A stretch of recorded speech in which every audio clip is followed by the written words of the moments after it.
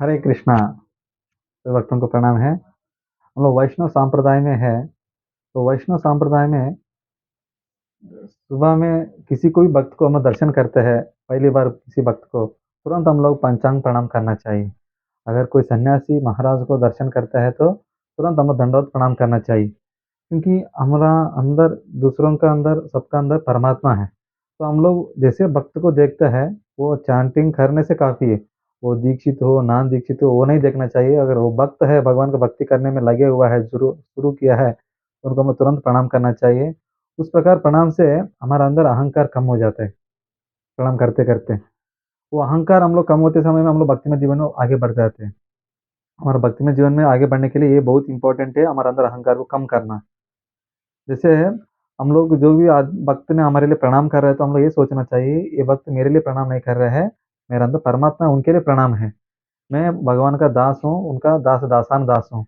उस प्रकार वो प्रणाम को हम परमात्मा को दे देना चाहिए।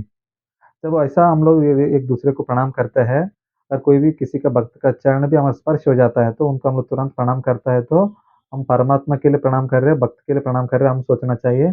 अगर जो प्रणाम स्वीकार करने वाला ये सोचना है मेरे लिए नहीं, मैं दास हूँ, मैं सेवक हूँ, मेरा अंदर परमात्मा है, उनके लिए वो लोग प्रणाम कर रहे हैं।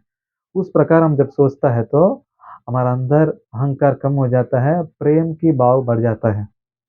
ये बहुत ही महत्वपूर्ण चीज़ है, क्योंकि जब ये हम लोग दक्ष यज्ञ का एक भागवत में कहानी पढ़ता है शिव जी का, दक्ष के बारे में।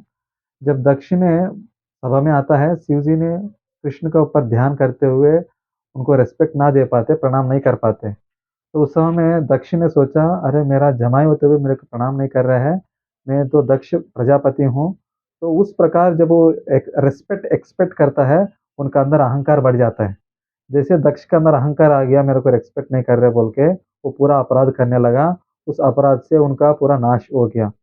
तो उस प्रकार हम लोग कभी भी रिस्पेक्ट एक्सपेक्ट न करते हुए, हम लोग तृणादपि सुनिचैन तरोरपि सहिष्णुना अमानिना मानदीना कीर्तनीय सदा हरि।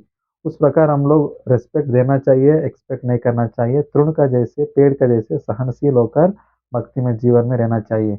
इसलिए हम लोग जो भी भक्त मंदिर में आता है तो तुरंत भक्त लोग जो दिखते हैं उनको पंचांग प्रणाम करना चाहिए। तो कृपया विनती है, दीक्षित हो नान दीक्षित हो, पहला अपना जो भक्तों का संग में जो भी आपका साथ अभी जुड़ा हुआ है नया भक्त, उनको भी प्रणाम करना सीखना चाहिए।